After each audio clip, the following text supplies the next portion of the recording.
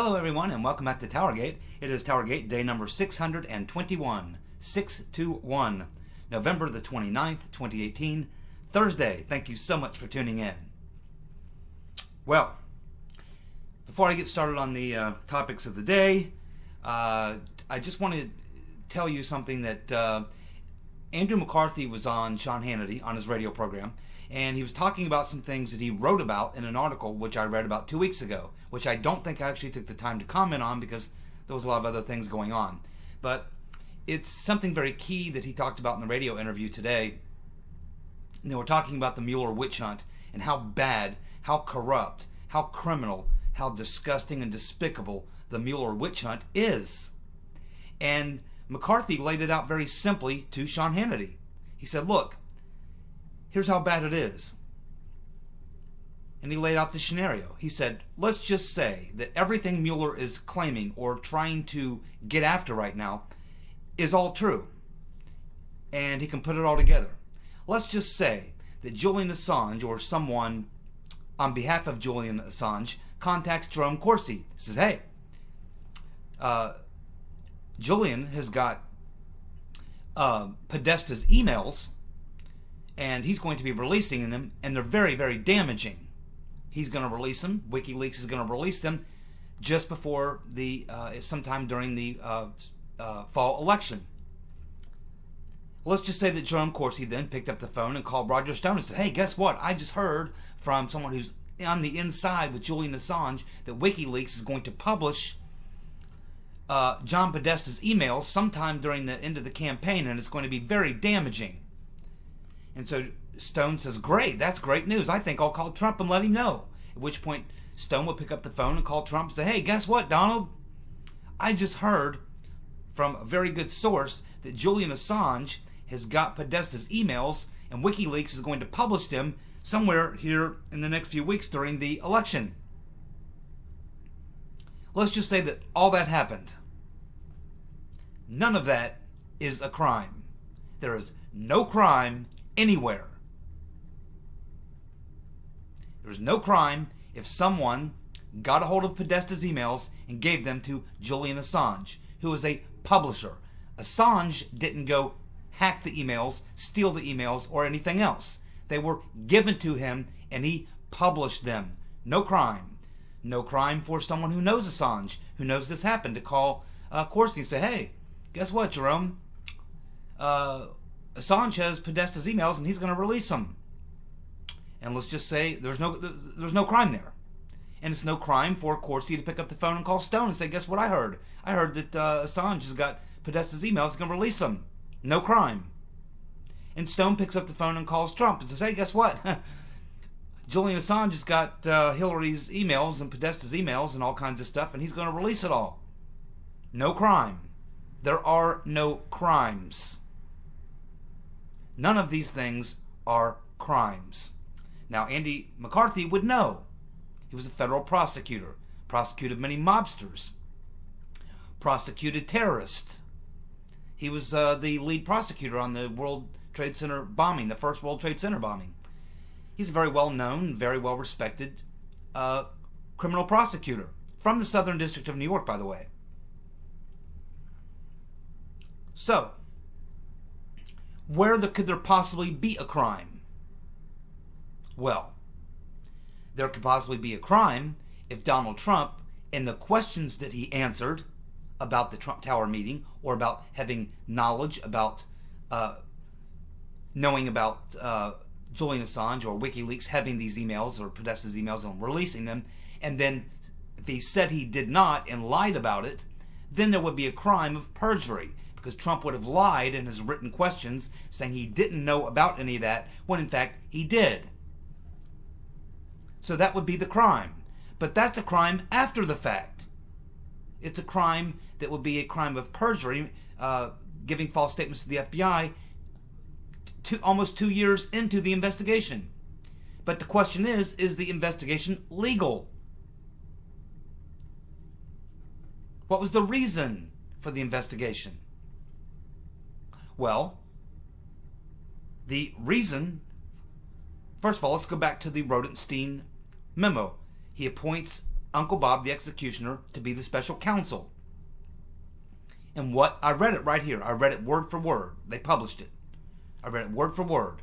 Rodenstein said he was bringing in Uncle Bob the executioner to continue the investigation.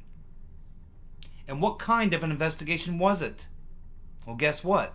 It was not a criminal investigation, because there was no probable cause that there had ever been a crime. So what is Uncle Bob investigating? Well, he's not investigating a crime. He's investigating a person, Trump, and everyone around him.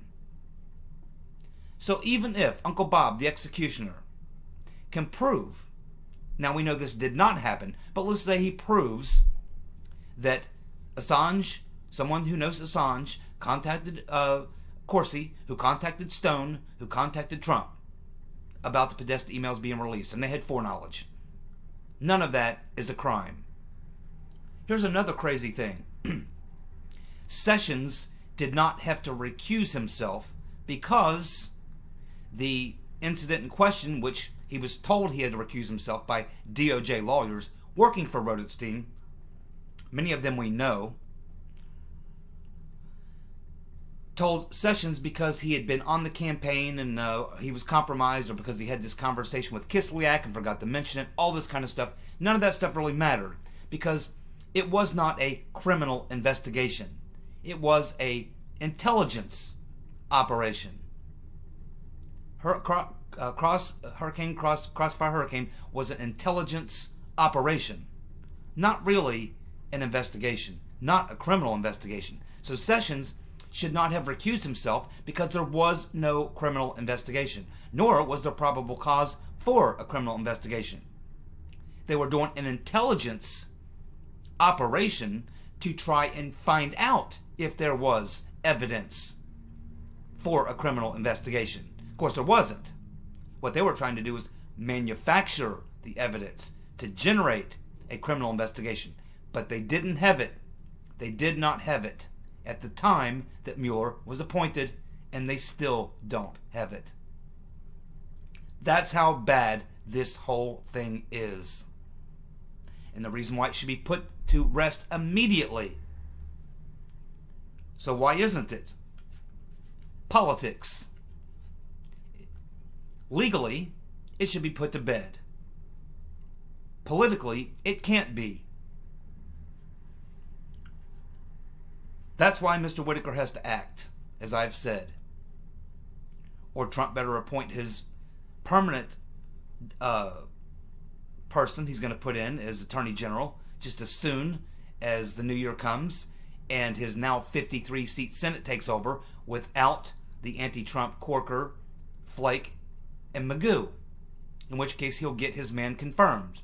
We can only hope that if he does that Trump has learned a very hard lesson, that when you make these appointments, you better make good ones. Don't listen to the deep staters around you.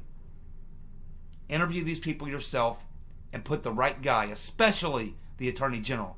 I don't think he's going to make that mistake again. Now, I don't know who he was going to put in there and what will happen with Whitaker. But in my mind, what Whitaker should do right now is indict Hillary.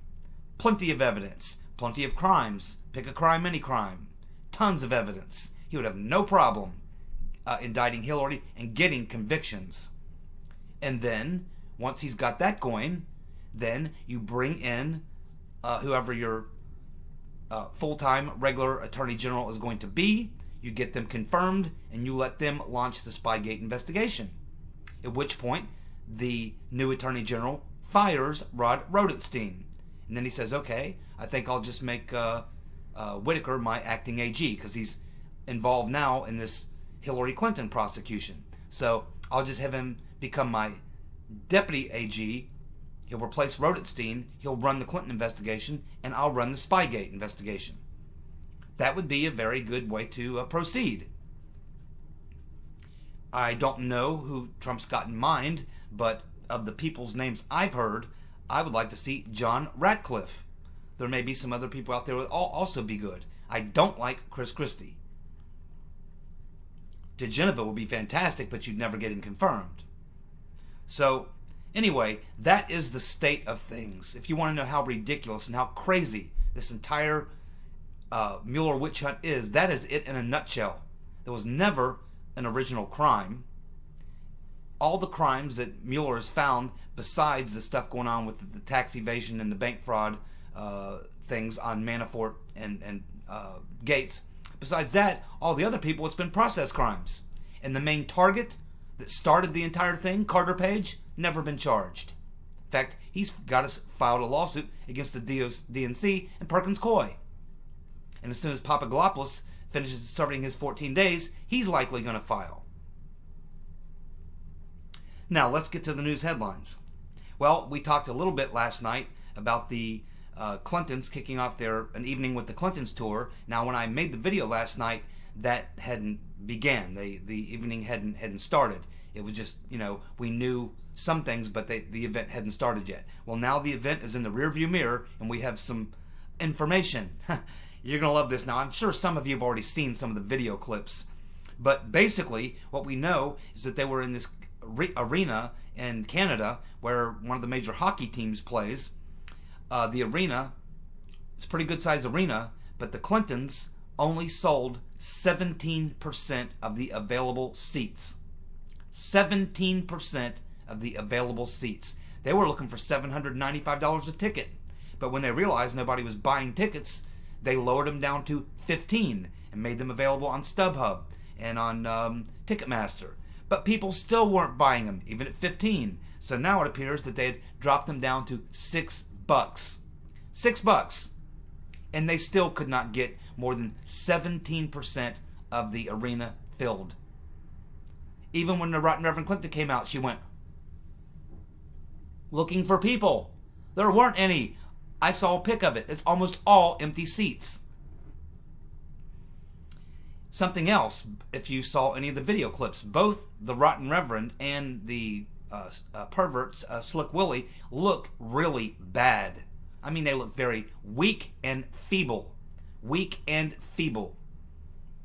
And I didn't sit there and watch it or anything like that. I watched 3 or 4 video clips, probably a total of 3 or 4 minutes worth of video. But there's one point, many of you have probably seen the video, where the interviewer, who is sitting very close to Hillary, he's sitting close enough to reach over and touch Hillary, but they got Bill sitting about 10 feet away. So the interviewer's sitting right next to Hillary, but Bill's sitting 10 feet away. Very strange.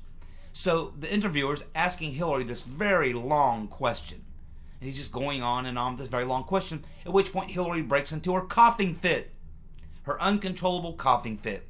At some point, she reaches over to get her glass of water, and as you know, you've seen her, she don't really take a drink. She just puts it up to her mouth and goes, and takes like a sip. It's a sip. The guy continues to ask her the question, and he's tilted directly toward her, looking directly at her. Slick Willie's over here. He's not even looking at him. So he continues to focus at Hillary as he's asking her the question, and Hillary's continuing to look out the audience and uncontrollable cough. He continues with this long question. When he finally, about the time he finishes it, she has now looked at the questioner like, can't you see? I can't answer. At which point, Slick Willie is now leaned forward, and he's looking really at the questioner like, hey, can't you see she can't talk? So eventually the dude gets it. And then eventually he gets to the end of the question, and then Hillary gives one last cough and goes, and then looks over at Bill. At which point he gets the message. Then he looks over at Bill. Bill Clinton jumps in, tries to answer the question, but you can tell he wasn't paying attention because he just goes off on some sort of a tangent that had really little to do with the question. It was just really strange, really weird, and both of them look really bad. I mean, sickly, weak, feeble. Just a very disastrous night for the Rotten Reverend Clinton at the kickoff of their evening with the Clintons tour. I expect that they'll get better crowds in the U.S., particularly New York and California. But anyway, indict the Rotten Reverend, Mr. Whitaker. She's not that popular. Not that popular. Remember, half the country wants her indicted, the Republicans. About half the Democrats want her indicted. The people, the Bernie Sanders and the far-left progressives that hate her, they want her indicted too. She doesn't have that big of an amount of support. The resistance that she thinks is about her is not about her. The resistance for the people who follow it or want to be a part of it. It's about resisting the establishment and the corporate establishment, which exists in the Democratic Party just as much as it does in the Republican Party. So, yeah, you can indict Hillary. Yes, of course, the Hillary Clinton cultist will come out, put on the pussy hats, and have a collective scream. Who cares?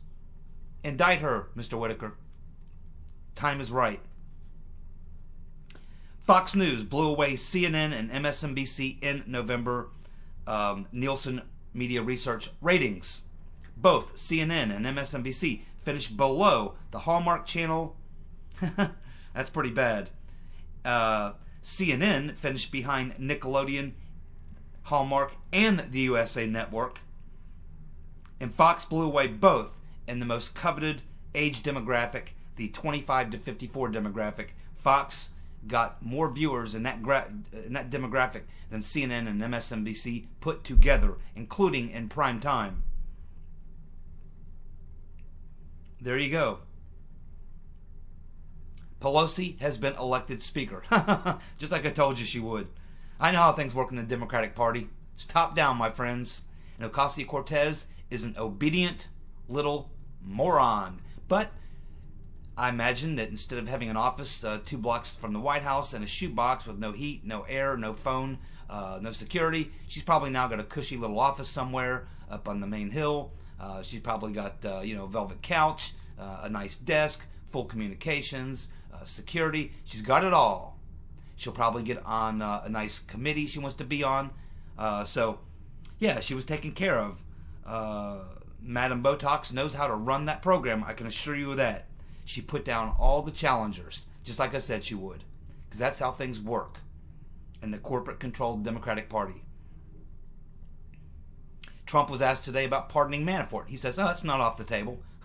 More to come on that. Then we got Obama. He's out doing a little Q&A, and he literally tries to take credit for the oil boom. Because in case you didn't know, when Obama was president, we were number 3 in the world in oil production. We are now number 1. And so he's asked about, hey, we're number 1 in the world in oil production. And he literally says, yeah, that was me. I did that. I did that. How in the world could anyone take that seriously? I mean, even if you're an Obama lover. And what if you are an Obama lover? Would an Obama lover be happy that Obama admits that he's the oil president? How does that work? I mean, think about being an Obama supporter or a progressive, and you hear Obama say that. Talk about twisting someone's mind. They'd be going, wait a minute. Obama's taking credit for being the oil president? Wait a minute. I thought we hate oil. We hate big oil. We want to be green. Wasn't he running on all that? Didn't he try to block the pipeline deals? Didn't he try to do a big green energy thing? Aren't we progressives? What happened? This got to be twisting these progressives' mind. Has to be doing somersaults. He is such an idiot.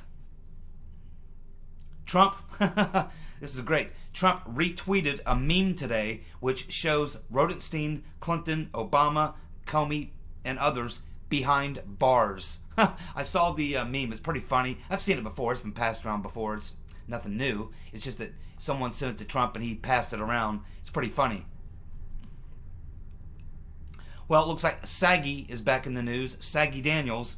It appears that she's now did an interview, a press conference. She's now blaming her attorney, Michael Avenatti, the porn lawyer, the creepy porn lawyer. She's now blaming Avenatti for filing the defamation suit against Trump against her wishes.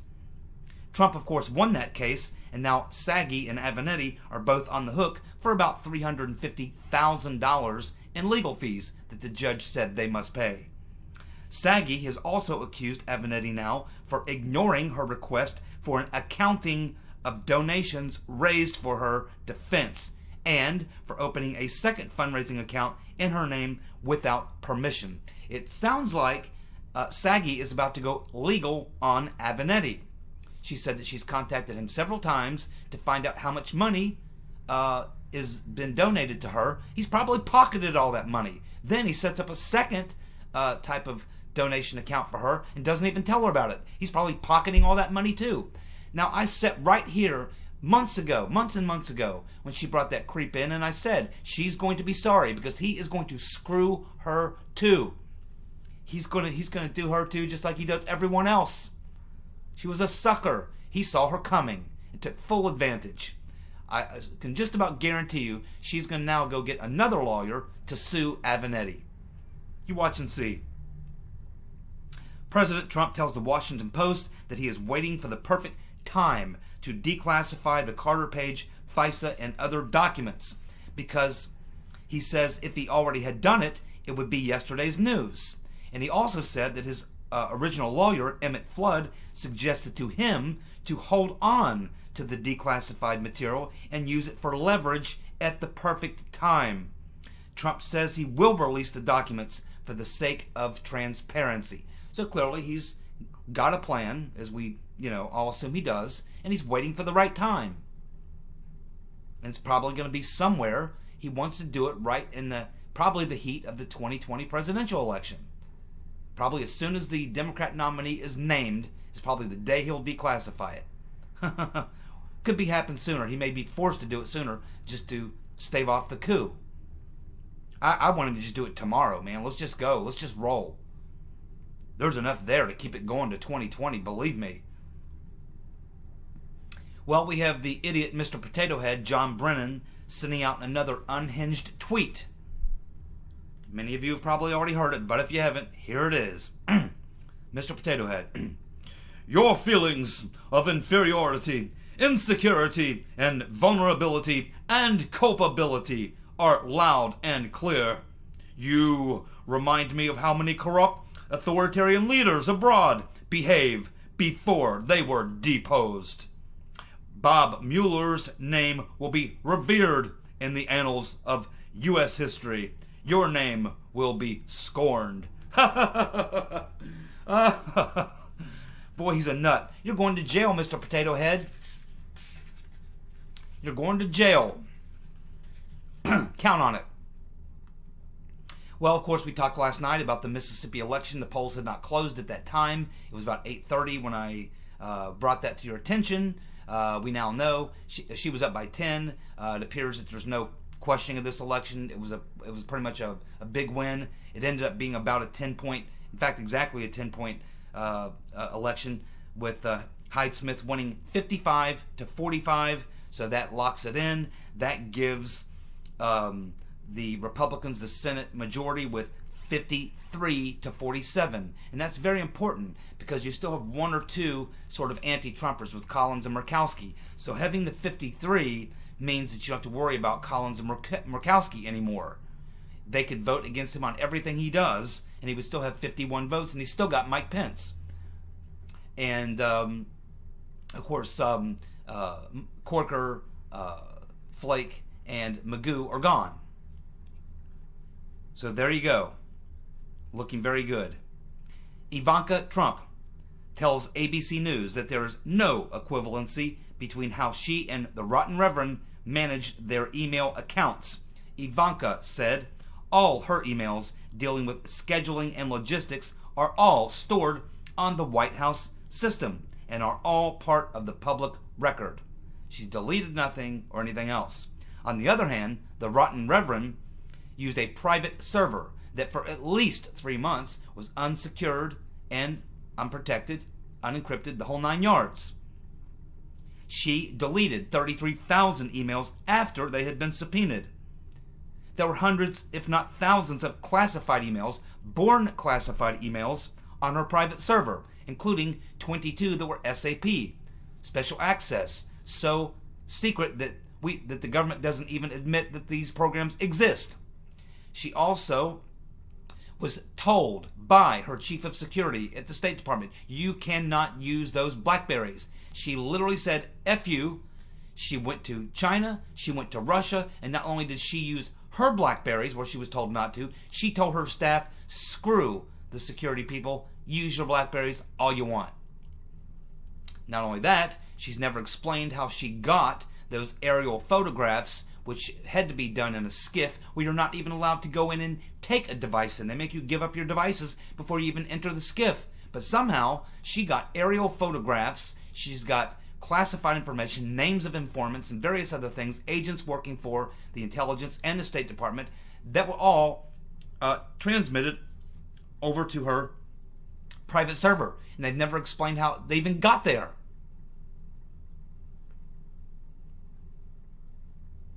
My.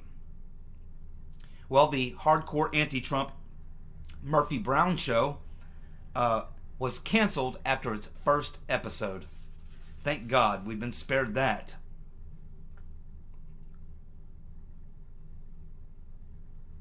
Uh-oh. Uncle Bob, the executioner, is currently under investigation for framing a man on gun charges in Tennessee. Guess who reported originally on this story? Jerome Corsi reported on it in the WorldNet Daily on April the 20th, 2010. Which reminds me, what do Corsi and Roger Stone have in common? Besides the fact they both do work for InfoWars and whatever, and they're both conservatives or Trump loyalists or whatever. Here's one thing both of them definitely have in common. They have both written many books on the Rotten Reverend Clinton, the Clintons, the Clinton Foundation, Barack Hussein Obama, and if you remember, it was Jerome Corsi who actually went over to Africa and interviewed a lot of people in the village where Obama is believed to have been born. He talked to a lot of people there, and he got quite a few people saying, yeah, everybody here knows Obama was born here. And it was in his book. You have to wonder if the targeting of Stone and Corsi isn't being driven by Uncle Bob himself against Corsi, because Corsi, of course, wrote the story, but it's not, I mean, many reporters probably wrote on that story, especially if you are in Tennessee, where this is an active investigation that's going on.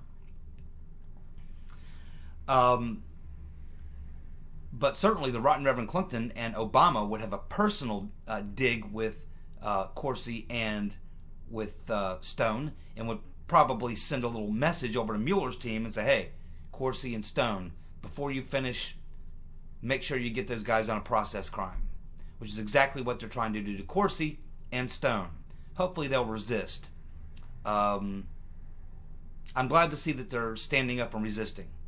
It'll probably drive a wedge between them because there's going to be some issues there. But, you know, I like to see people stand up to this kind of tyranny, and I hope people support both of them.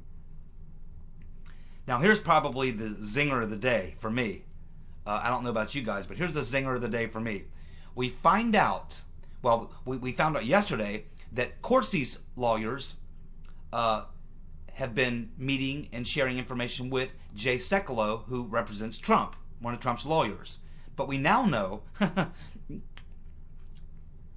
that Manafort's lawyers have been briefing Trump's lawyers throughout the entire witch hunt and throughout his entire prosecution. And Mueller has recently found that out, and he is pissed. That's why he has recently charged, laid another charge on Manafort for interfering in the investigation or something. There was a recent charge, another one they added. So what is Manafort's game? This tells us the entire game of Manafort. Because what did Manafort do? He said, hey, I'm going to cooperate, and I'm going to cut a plea deal and cooperate with Uncle Bob. But he's giving him nothing, because he's got nothing. But Manafort knew this, as did his attorneys, and they understood the game that Manafort that Uncle Bob is playing, which is simply to destroy Manafort and bankrupt him until he had no more money to pay for any more lawyers. Now, that's hard to do to Manafort because he's very wealthy, multi-millionaire. He owns 5 properties, and every one of them is worth close to $1 million. He's got $5 million just in property assets. No telling how much money he's got stashed in foreign bank accounts and everything else, because he's a crooked dude. No question about it. He's no more crooked than the other people, like Podestas and the other people who play the same game he plays. It's just that he was the one who was targeted. He does nothing different than any of these other people that get in that sort of game that none of us really understand, right? But it's funny because this whole time, Manafort's attorneys have been telling Trump exactly what Mueller has been up to and how he's been trying to push Manafort. So what does all this mean? Well, we just learned that the questions that Uncle Bob had for Trump, Manafort's lawyers fed that information because they knew pretty much exactly what questions Uncle Bob had for Trump, and that information was already fed to Trump. So Trump already knew what questions that he was going to be asked before he even got the questions.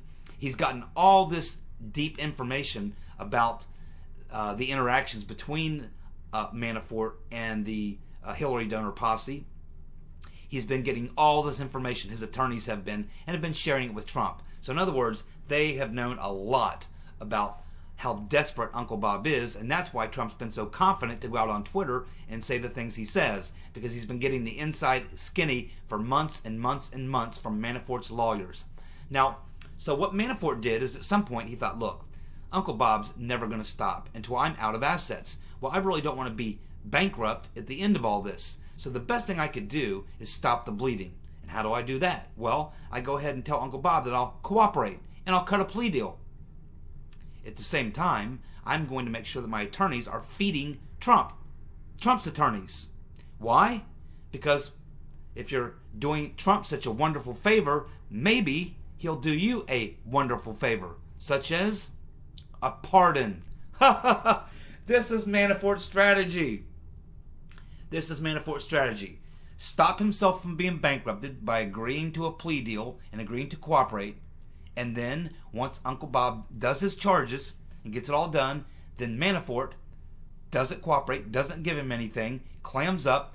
The whole time, his attorneys are feeding everything to Trump's attorneys, staying in Trump's attorney and Trump's good graces, knowing good and well that at the end of it all, once Trump has all this information, and his lawyers have all this information about how Uncle Bob used these tactics to try to browbeat Manafort into composing a tune, which he wouldn't do, he'll have every justification for a full pardon to Manafort. So that after this is all said and done, once it comes to a conclusion and Uncle Bob is gone, Trump probably within a few months, maybe a year, while Manafort's probably going to be serving in some minimum security prison, living pretty good, you know. It won't be hardcore prison or anything like that. It'll be white-collar crime, rich guy's prison. He might do 6 months or a year there. But when he gets out, he's still got his fortune. He's still got millions of dollars buried everywhere, probably. He might have to sell some of his houses. He might have to part with some of his stuff. But he's still going to get out of there. He's got $1 million bank accounts, probably in various places around the world, stashed away. He's probably got cash buried and underground in some steel boxes.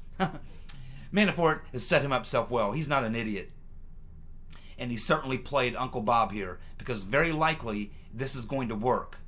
He is going to end up, he doesn't care what Uncle Bob throws at him. That's why he's just continuing to go to court and shut up and not cooperate anymore. Because he's got his lawyers going there and feeding Trump's lawyers, who are feeding Trump, and all taking care of each other, knowing good and well that no matter what Uncle Bob throws at Trump, Trump can pardon him from federal crimes. Now, as far as the state crimes, if there's any crimes that are by the state, I'm not so sure. I'm not sure. Someone who's more of a legal expert would have to probably comment on that. I do know that the president can pardon you for federal crimes. I don't know about state crimes, but at this point, everything Uncle Bob's doing with Manafort has been federal, I do believe. There have been some other characters who he has interviewed, but he's shuffled their cases off to the Southern District of New York, which will be prosecuted by state prosecutors in the state of New York. But everything that we know about at this point about Manafort has all been federal crimes, federal charges, which he could be fully pardoned for. And I'm almost certain, I'm about 99% sure that's exactly what's going to happen, especially once the whole Spygate thing comes down and Uncle Bob is revealed to be part of the plot, in which case he will be the one sitting in front of a special prosecutor, being questioned and being ruined and destroyed financially, personally, and otherwise. And eventually he will be going into jail. It would be really funny if, as Manafort is walking out of jail, that he passes Uncle Bob on his way in. Thanks so much for tuning in. I'll be back tomorrow with more TowerGate. You guys have a good night. See ya. Bye.